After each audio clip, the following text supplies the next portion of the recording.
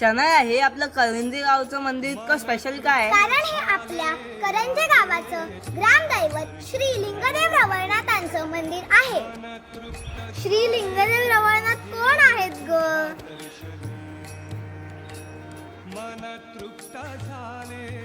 श्री लिंगदेव रवळनाथ हे भगवान शंकरांचे अवतार आहेत. कोकणात आणि गोव्यात त्यांना गावचे रक्षक देव मानले जाते.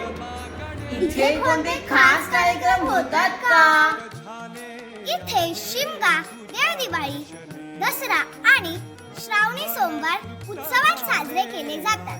भजन, आरती व दशावतारामुळे मंदिर परिसर प्रसन्न होते.